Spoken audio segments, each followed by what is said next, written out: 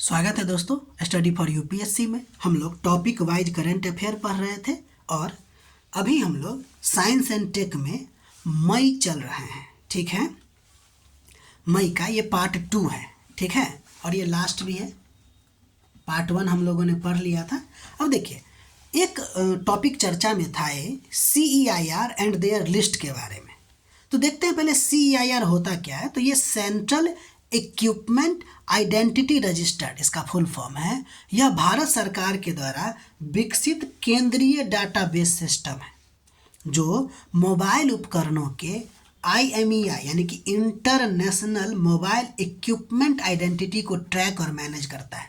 तो CIR के बारे में क्या याद रखिएगा कि यह IMEI को ट्रैक करता है और मैनेज करता है। ये जो ट्रैक और मैनेज करने का है वो 3 सूची के माध्यम से करता है, 3 लिस्ट के माध्यम से करता है। एक का नाम है वाइट, दूसरा का नाम है ब्लैक, तीसरा का नाम है आपको ग्रे। जब आप वाइट की बात कीजिएगा तो इसमें वह IMEI नंबर होगा जो नेटवर्क संचार के लिए अनुमति प्राप्त होता है। ठीक है, यानी कि जितने भी IMEI नंबर है सबको नेटवर्क संचार के लिए अनुमति होता है ना, तो अपना कर रहा है।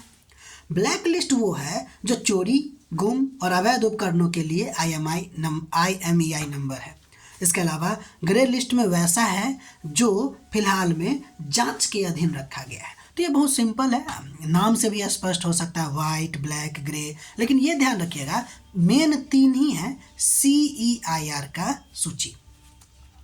अब हम लोग अगला नंबर टॉपिक देखते हैं जिसका नाम है द्रव कार्बन। ठीक है, ध्यान दीजिएगा, ये लिक्विड कार्बन की बात करता है, लिक्विड कार्बन डाइऑक्साइड की नहीं। तो वैज्ञानिकों ने XFEL और उच्च शक्ति लेजरों का उपयोग करके इसकी संरचना को देखा है पहली बार, इसीलिए द्रव कार्बन आपको चर्चा में आ गई। तो है क्या ये? देखिए, कार्बन की यह अवस्था है जिसमें कार्बन जो होता है ना अत्यधिक उच्च तापमान पर और दबाव पर इसको द्रव के रूप में मौजूद, यानी कि अगर हम कार्बन में अत्यधिक तापमान लगभग 4000 डिग्री सेल्सियस से अधिक अगर कर दें और ज़्यादा तापमान दे दे तो वो द्रव में बदल जाता है, वही आपका द्रव कार्बन होगा। ठीक है, लेकिन ध्यान दीजिए सामान्य परिस्थिति में यानी कि नेचुरल तौर पे कार्बन जो होता है वो ठोस ही होता है, चाहे वो कोयला के रूप में मिले, ग्रेफाइट के रूप में बने या फिर हीरा के रूप में रहे। मतलब नेचुरल प्रोसेस में यह ठोस होता है। ठीक, किन परिस्थिति में आपको लिक्विड कार्बन बनेगा? तो तापमान हम बता दिए थे 4000 डिग्री सेल्सियस से अधिक हो और दबाव बहुत ज़्यादा हो। इसका मतलब ये है कि पृथ्वी के सतह पर यह प्राकृतिक रूप से तो नहीं पाया जाएगा, स्थिर नहीं होगा। इसीलिए लिक्विड कार्बन हम लोग दैनिक जीवन में नहीं पाया जाता, दैनिक जीवन में उपयोग के लिए नहीं पाया जाता है। इसको लेबोरेटरी में बना सकते हैं, इसमें कोई दिक्कत नहीं है। कहाँ ये पाया जाता है? ये पृथ्वी के आंतरिक भाग में माना जाता है, अभी पता नहीं है, माना जाता है, हाइपोथेसिस है ये, माना जाता है कि होगा। ऐसा भी माना गया है कि कुछ ऐसे एक्सो प्लैनेट है जो कार्बन समृद्ध है और कुछ तारों के आंतरिक भाग में भी माना जाता है कि द्रव कार्बन मौजूद होंगे। तो इसके अध्ययन में हमको महत्वपूर्ण बात पता चलेगी। ठीक है, यानी कि पृथ्वी की आंतरिक संरचना के बारे में हमको पता चलेगा, कार्बन तारों के अंतरिक्ष भाग यानी कि आंतरिक भाग के बारे में भी और जानकारी मिलेगी हमको। ठीक है, तो ये आप ध्यान रखिएगा द्रव कार्बन। एक और बात है कि इसकी संरचना कभी कभी आपको दे देगी कि क्या ये ग्रेफाइट से मिलता है। तो ध्यान दीजिए लिक्विड है और ये भी आपको बताए हैं कि यह प्राकृतिक रूप से स्थिर नहीं है, लेकिन ग्रेफाइट का, हीरा का, ये सब आपको स्थिर संरचना होती है। हीरा से थोड़ा बहुत ये समानता खा सकता है स्ट्रक्चर वाइज, लेकिन होता नहीं है, अलग होता है। ठीक है, अब हम आगे बढ़ते हैं। अगला नंबर आपको कुछ टर्मिनोलॉजी देखने को मिलेगा, जैसे ZFN, TALENS और CRISPR, क्रिस्पर Cas9 इसको पूरा नाम बोलते हैं। तो ये जो टर्मिनोलॉजी है, कहेगा ये होता क्या है? तो कहिएगा उन्नत जीन संपादन टेक्निक है, यानी कि जीन एडिटिंग टेक्नोलॉजी है यार, टेक्निक है ये। ठीक है। जीन एडिटिंग में क्या करते हैं, तो जीन डीएनए के किसी भाग को काट के किसी और में जोड़ देते हैं। ये आपको हम ना बताए हुए हैं साइंस एंड टेक्नोलॉजी के लेक्चर में, लेक्चर 1 या लेक्चर 2 में किसी में बताया गया है आपको। ये एक प्रकार से मॉलिक्यूलर सीजर के रूप में काम करता है। फुल फॉर्म मात्र देखिए, ज़्यादा ये इंपॉर्टेंट नहीं है। ZNF का मतलब होता है जिंक फिंगर न्यूक्लिएज।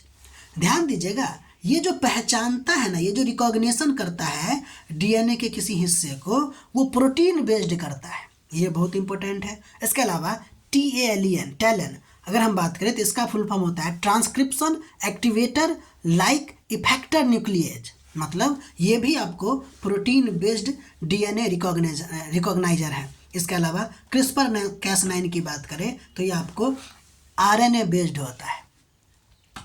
ठीक, अब हम लोग अगला बात करते हैं जिसका नाम है नासा वेब कोलैबोरेटिव ऑब्जर्वेशन। ये नासा और वेब मतलब कि नासा का जो वेब है टेलीस्कोप, और एक और है जिसका नाम है किक वेधशाला। ये आपस में मिल के किसी एक के बारे में अध्ययन किया।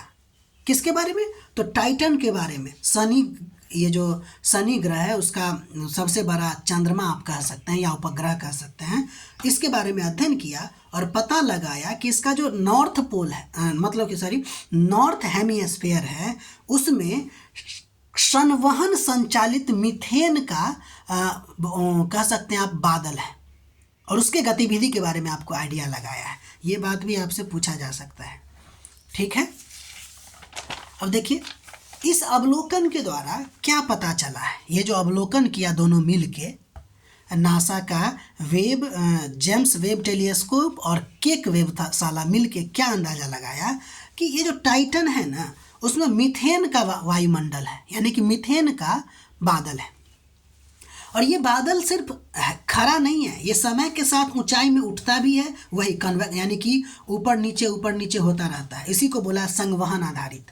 तो समय के साथ ऊंचाई पर उठते हुए भी दिखता है, मतलब वहाँ वेदर डायनेमिक यानी कि सक्रिय मौसम प्रणाली है। किसका, मीथेन का, यानी मीथेन साइकिल वहाँ चलता रहता है। अर्थात टाइटन की वायुमंडल में, यानी कि वहाँ की जो वायुमंडलीय प्रक्रिया है लगभग धरती के पानी के जैसा ही है, बशर्ते धरती पे पानी का साइकिल है और टाइटन पे मीथेन का। ठीक है, एक बात और ध्यान रखिएगा टाइटन के बारे में कि ये शनि का सबसे बड़ा चंद्रमा है और सौर मंडल में आपको सबसे बड़ा भी है। सौर मंडल का सबसे बड़ा चंद्रमा के बारे में मतलब कि पता लगाइएगा कि क्या होता है। अब हम लोग अगला नंबर देखते हैं, जीनोम संपादित चावल की किस्में। ये क्यों इम्पोर्टेंट है कि भारतीय वैज्ञानिक जो है ना, मतलब दुनिया में अपनी तरह का पहला देश बना है जो जीनोम संपादित किस्म विकसित किया है, यानी कि ये वैश्विक इतिहास रच दिया है, इसलिए ये आपको चर्चा में रहा। ठीक, जीनोम संपादित चावल की किस्में, ध्यान दीजिएगा जीनोम संपादित है, जीन एडिटिंग है, CRISPR-Cas9 का उपयोग करके बनाया गया है, लेकिन ये GM क्रॉप नहीं है। देखिए कैसे, अभी बताते हैं। भारत ने जीनोम एडिटिंग धान की पहली किस्म विकसित की है जो CRISPR-Cas तकनीक का उपयोग करके बनाया गया है, लेकिन इसमें ना किसी वायरल या फॉरेन डीएनए को शामिल नहीं किया गया है। यानी किसी एक के डीएनए को, किसी एक के पार्ट को, जैसे बीटी कॉटन में क्या किए थे, कॉटन में ये जो बैसिलस थोरिनजेनेसिस यही है ना, उसको लेके कॉटन में नहीं डाल दिए हैं, बल्कि ये अपने उसी में से उसको क्या करते हैं, उसको उच्च किस्म का बना के उसी में डाला गया है। मतलब वायरल या फॉरेन डीएनए शामिल नहीं करता है, इसीलिए यह सामान्यतः जीएमओ की तरह नहीं है, यानी कि जेनेटिकली मॉडिफाइड क्रॉप की तरह यह नहीं है। ठीक है, तो ये बात ध्यान रखिएगा। हो सकता है पूछ सकता है कि ये जो जीन एडिटिंग के तहत जो आपको धान की किस्म बनाया गया है, क्या वो आपको जीएम क्रॉप है? तो हम लोग कहेंगे नहीं। देखिए ये जो दो किस्म है ना, एक का नाम है DRR धान 100 और दूसरा का नाम है पूसा DST राइस 1, ये दोनों किस्म हैं, और इसको जो बनाया गया है वह SDN1 या SDN2 प्रकार के जीनोम एडिटिंग की तरह तैयार किया गया है, इसलिए यह GM क्रॉप नहीं है। और ये सब आपको कैसे एडिटिंग होगा नहीं होगा ये हम साइंस एंड टेक्नोलॉजी के लेक्चर में बढ़िया से बता दिएगा, तो हर बात को यहाँ पे लिखने की ज़रूरत नहीं है। इसलिए उसको वहाँ देखिए, उससे नोट बनाइए और ये जो आपको बताया गया है उसको उसमें ऐड कर दीजिए, यही तो नोट परफेक्ट नोट बनेगा। स्टैटिक पोर्शन और प्लस क्या करंट पोर्शन दोनों को जोड़ दिए। इसलिए जब भी नोट बनाइए तो थोड़ा थोड़ा खाली जगह छोड़ दिया कीजिए वहाँ पे ऐड करने के लिए। मिलते हैं हम लोग अगले वीडियो में, तब तक के लिए अपना ख्याल रखिए, पढ़ाई करते रहिए। हमारा प्रयास अच्छा लग रहा है तो लाइक कीजिए, शेयर कीजिए, सब्सक्राइब कीजिए।